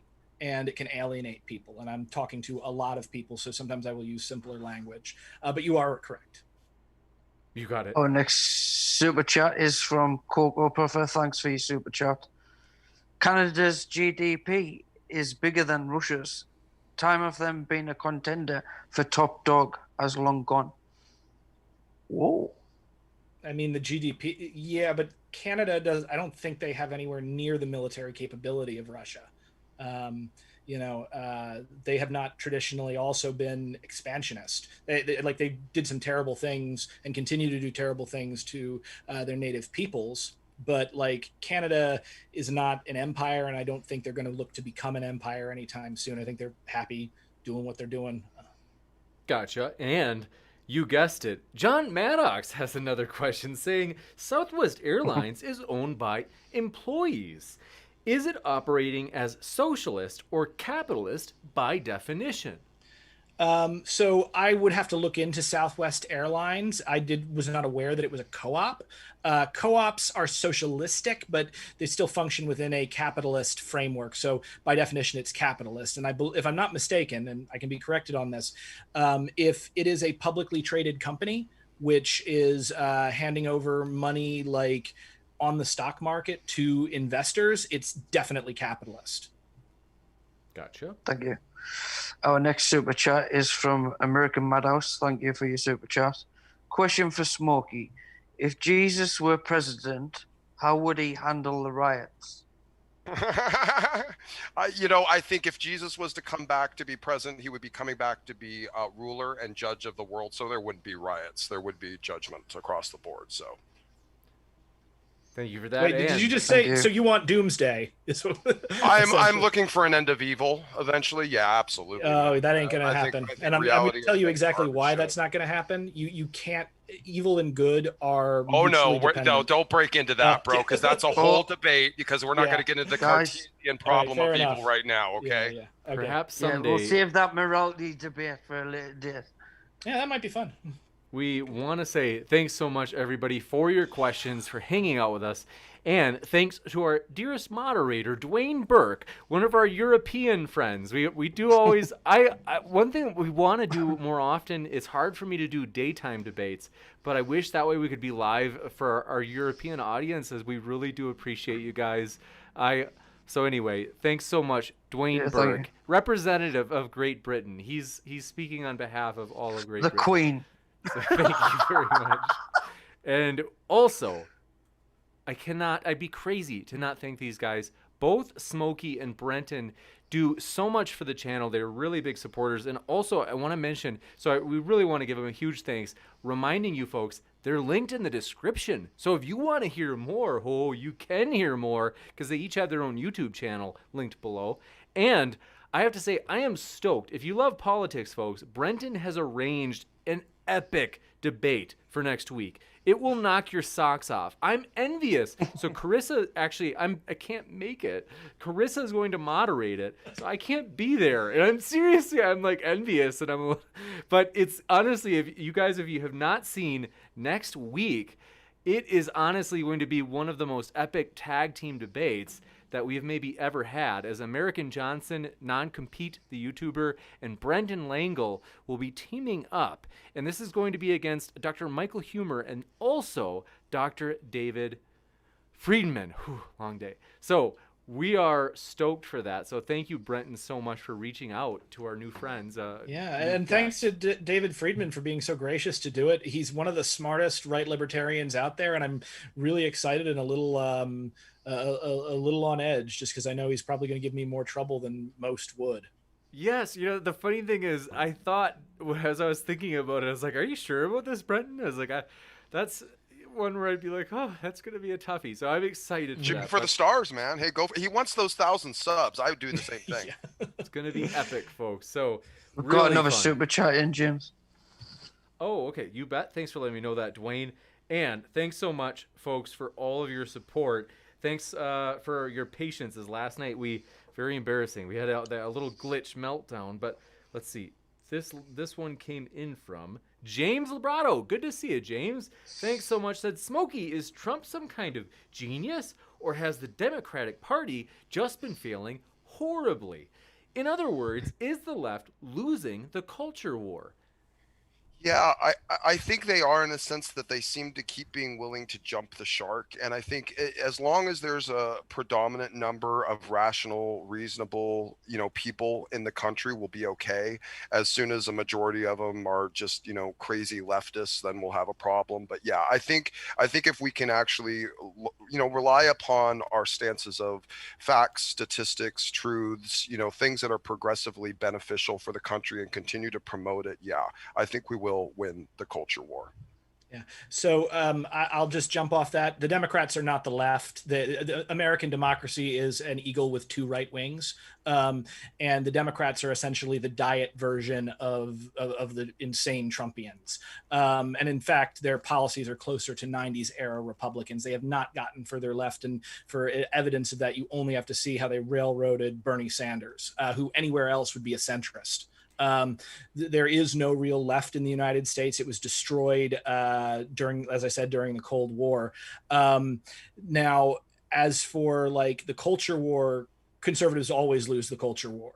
The culture has long been in a more revolutionary direction, and that's just how culture works. Conservatives, however, have been able to use and win the political war, because the one thing that I will say is the Democrats do constantly fall on their face and do not understand power. They do not understand how to rule. Republicans understand how to rule. They're just also stupid and evil. Yeah, I'll finish off on that. The Democrats have been pure social and political cancer for at least probably the last decade or so. Yeah, I won't disagree with you on that. all of their policies inside central urban cities and in general governmental infrastructure have been, I would say, far more detrimental. I mean, you keep bringing up the central urban cities.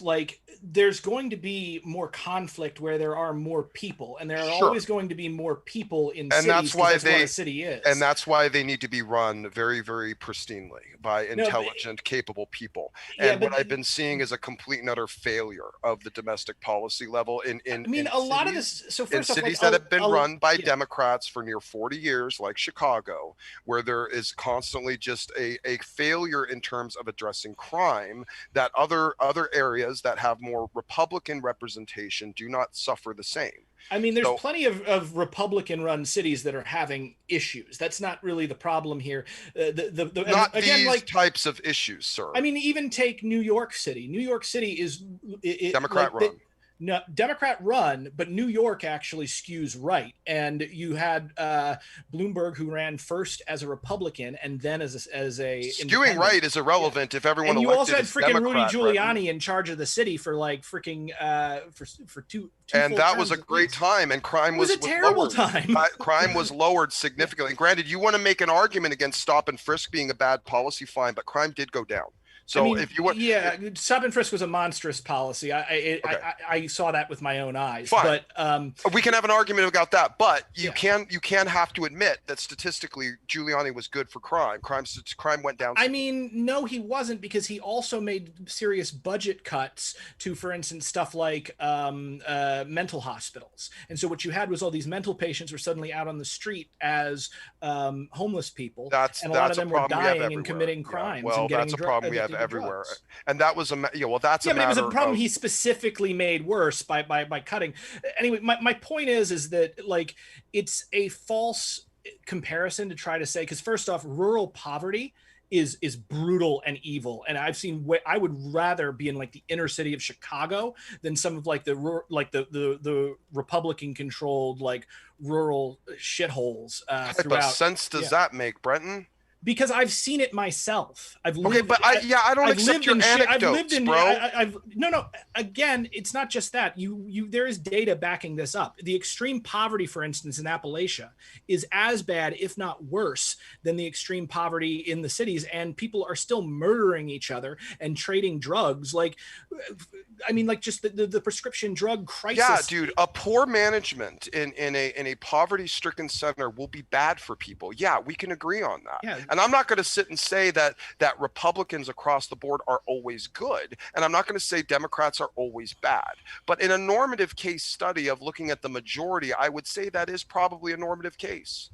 I mean, what I would say is that saying that this is a problem in Democrat-run cities and therefore it is a problem with the Democrats and not the Republicans is just taking advantage of the fact that conflict happens when you put a bunch of people in a pressure cooker.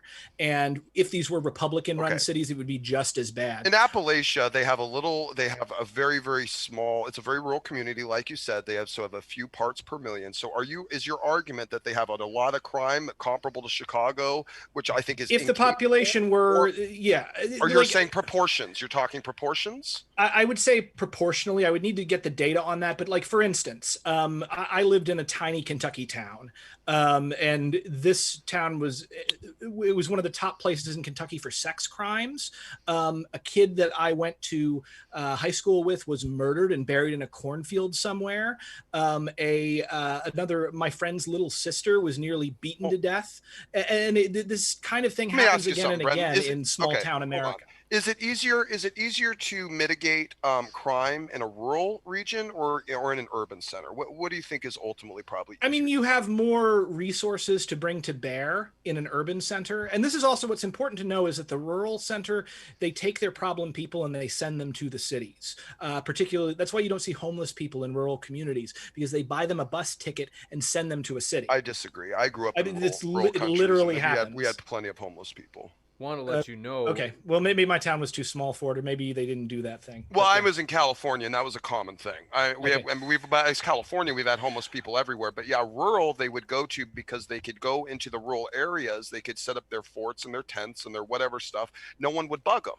You know, they could just be out there in the land and doing their stuff. But in the urban centers, it's a completely different setup. So it's a weird conflation to try to draw the crime statistics from rural to urban and say, well, because the Republicans in rural aren't covering their particular brand of crime as proficiently as they should, it's still not comparable anywhere close. I mean, my issue is that my issue is that I don't think the actual violence in these areas is necessarily like a partisan issue as much, because again, it's what happens when you put people in a pressure cooker under the conditions that we have in capitalism.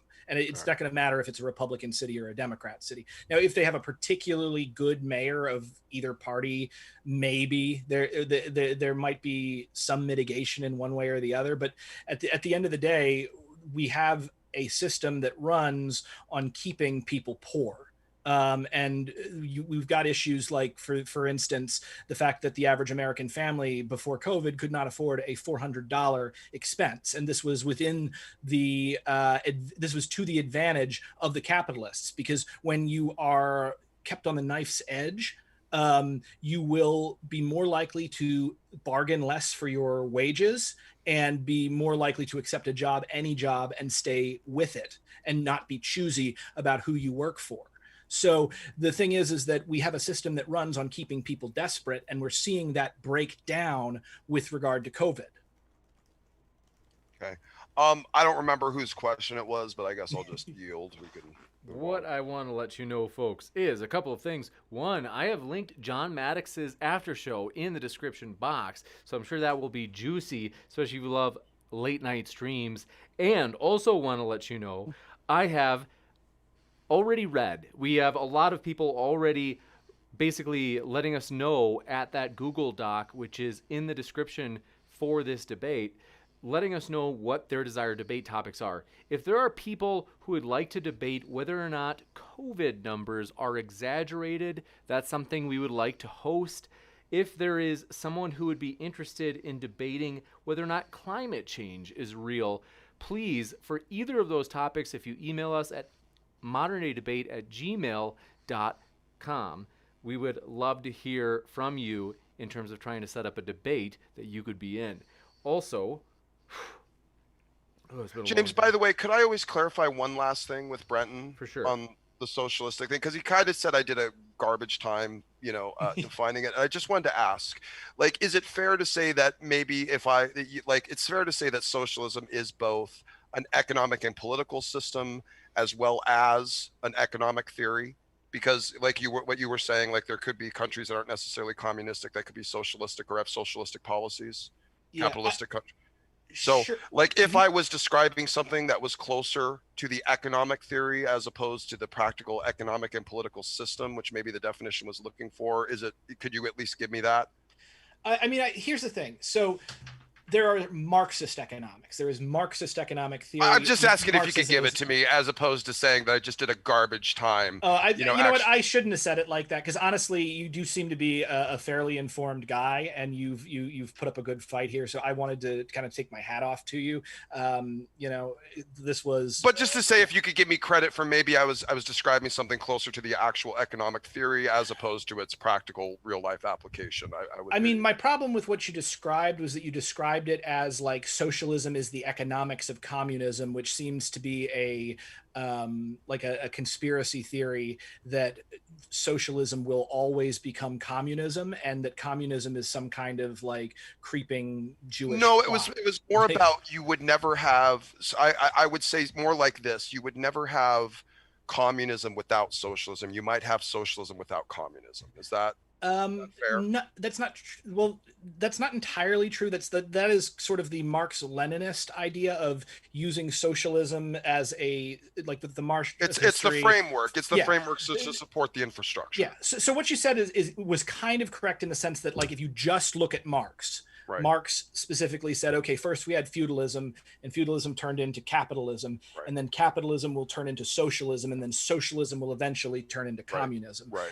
That's not really what I was trying to present. But communism existed. Like humans have been communist in the sense of a classless, stateless, moneyless society. Of course, like before the rise of the state. Like, of course, we were all communists. Of course, absolutely. Yeah, no, I would say we were in communist right before we probably reached tribal type of lifestyles. I mean, I think once we started passing off into understanding the necessity of governmental hierarchies, that we started to have to make tough decisions like that. I'd say about understanding is more or less being forced into. Well, but it's like when you but when you ultimately have a group of people and you kind of have this collective decision to establish a hierarchy, whether it's a monarchy, king, or government or whatever, for the sake of the better benefit. I mean, that's generally the only reason you do it. But then you have to make that tough decision. Do you keep the predominant amount of socialistic structure that we had in our individual group, or do we pass it off? And do we move to something else that's more of a, generalistic, hierarchical, capitalistic system, or I don't even know, maybe one of the turf systems. This is probably one of the most. I almost wish the debate had been about this, because this is kind of the most coherent. Maybe we can have that be. Let's. You've been. I'll tell you what. I'll tell you what. Maybe we can have that be a part 2. We should have like a part 2 and a part 3, Brenton. I enjoy you, man. Let's do this again sometime. I'd say the same thing. Yeah. Thank you. You were really great here, and I can tell you're a smart guy. What I'll say is, and you too. I appreciate you as a fellow wordsmith, so I appreciate that. And on the note of words, David Graeber, who just passed away unfortunately of COVID, wrote a wonderful book called Debt: The First 5,000 Years, and it talks about the rise of the state and the rise of coinage and money, and sort of the move from primitive communism into like feudalism and ancient empires. And I would highly recommend, if you want to understand socialism, and especially the non-Marxist currents of socialism, read that book. We are stoked to let you know, folks, what we are doing right now is I have linked Maddox's link in the live chat as well. So that should be an epic post-debate show. And thanks for your last super chat. Coming in from American Madhouse, says, question for both. If you had to guess, what do you think James is voting for? Ooh. I think James is voting Green Party.